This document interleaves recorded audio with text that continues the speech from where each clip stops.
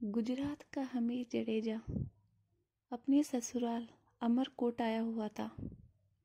उसका विवाह अमरकोट के राणा विसलदे सोढ़ा की पुत्री से हुआ था। राणा विसलदे का पुत्र महिंद्रा और हमीर हम उम्र थे, इसलिए दोनों में खूब बनती थी।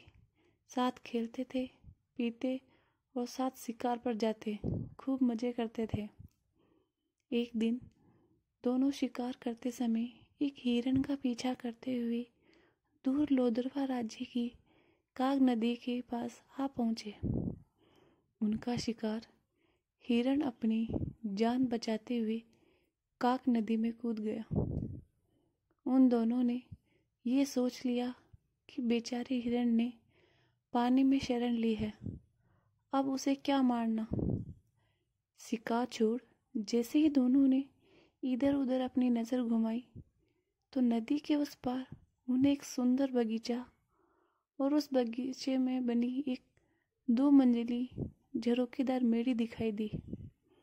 इस सुनसान स्थान में इतना सुहावना स्थान देख दोनों बहुत खुश हुए। अपने घोड़ों को नदी में उतार के दोनों ने नदी पार करके बगीचे में प्रवेश किया।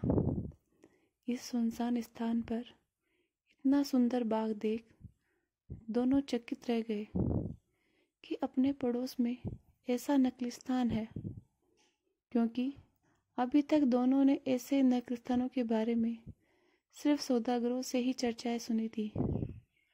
उनकी आवाज़ें सुनकर मेड़ी में बैठी मूमल ने झरोखे से नीचे झांक के देखा तो उसे गर्दन पर लटके लंबे काले बाल, बाहों तक तनी मूछ, चौड़ी छाती, मांसल भुजाओं वाले 2 खूबसूरत नौजवान अपना पसीना सुखाए हुए नजर आए।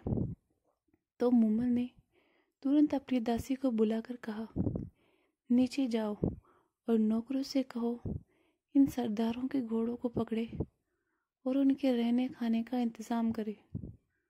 दोनों किसी अच्छे राजपूत घर से लगते हैं, शायद रास्ता भूल गए हैं, इनकी अच्छी तरह खातिरदारी करो। मूमल के आदेश से नौकरों ने दोनों के रहने की व्यवस्था की, उन्हें भोजन कराया। तभी मूमल की एक सहेली ने आकर दोनों का परिचय पूछा।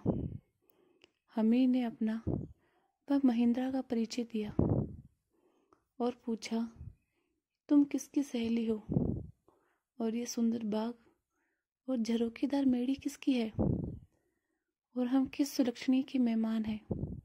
तभी मूमल की सहेली कहने लगी, क्या आपने मूमल का नाम नहीं सुना, उसकी चर्चा नहीं सुनी?